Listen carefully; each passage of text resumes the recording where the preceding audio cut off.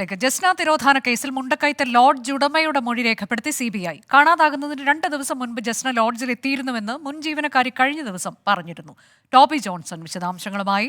Toby, ഇതിൽ ആ ദിവസം തന്നെ ഉടമ ഇക്കാര്യം നിഷേധിച്ചിരുന്നു.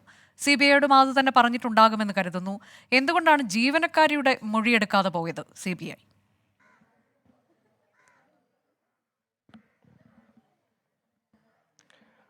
അതെന്തുകൊണ്ട് എന്നുള്ള കാര്യത്തിൽ ഇപ്പോഴും ഒരു വ്യക്തതയില്ല. പക്ഷേ CBI സംഘം പറയുന്നത് അവരുടെ മൊഴി രേഖപ്പെടുത്താൻ തീരുമാനിച്ചിട്ടുണ്ട് എന്ന് തന്നെയാണ്. മറ്റൊരു ദിവസം അവരെ വിളിച്ച് വിശദമായിട്ടുള്ള മൊഴി രേഖപ്പെടുത്തുമെന്നുള്ള വിവരം തന്നെയാണ് നമുക്ക് CBIയിൽ നിന്ന് തന്നെ ലഭിക്കുന്നത്.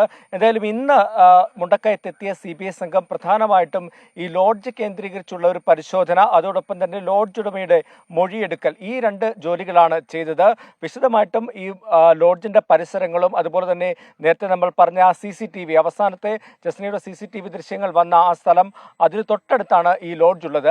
അതുകൊണ്ട് തന്നെ ഈ ലോഡ്ജിലെ കാര്യങ്ങൾ, അതുപോലെ തന്നെ ഈ ലോഡ്ജിന്റെ ചുറ്റുപാടും എല്ലാം തന്നെ വിശദമായിട്ട് പരിശോധിച്ചു. അതിനുശേഷമാണ് മുണ്ടക്കയത്തെ TVയിലേക്ക് ഈ ലോഡ്ജ് ഉടമയെ വിളിച്ചു വരുത്തി വിശദമായിട്ടുള്ള മൊഴി രേഖപ്പെടുത്തിയത്. ക്രൈംബ്രാഞ്ച് സംഘത്തിന് നേരത്തെ തന്നെ ഒരു മൊഴി ഈ ലോഡ്ജ് ഉടമ നൽകിയിരുന്നു. അന്ന് ഇതുമായി ബന്ധപ്പെട്ടുള്ള കാര്യങ്ങളെല്ലാം തന്നെ വിശദമായിട്ട് ഈ ലോഡ്ജ് ഉടമ പറഞ്ഞതാണ്.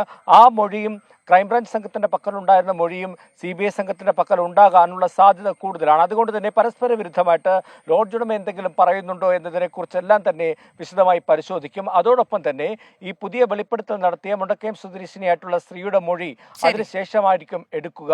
ആ മൊഴി നേരത്തെ തന്നെ ക്രൈംബ്രാഞ്ച് സംഘം അന്വേഷിച്ച് തള്ളിക്കളഞ്ഞതാണ്. എന്തായാലും പുതിയൊരു വെളിപ്പെടുത്തൽ എന്നുള്ള തരത്തിൽ തന്നെയാണ് CBI സംഘം വിശദമായിട്ടുള്ള അന്വേഷണത്തിലേക്ക് കടന്നിരിക്കുന്നത്. വരും ദിവസങ്ങളിലും ഈ മൊഴിയെടുക്കലും പരിശോധനകളും ഉണ്ടാകുമെന്ന് തന്നെയാണ് നമുക്കറിയാൻ കഴിയുന്നത്. ജസ്ന തിരോധാന കേസിൽ കൂടുതൽ നടപടികളിലേക്ക് കടന്ന് CBI.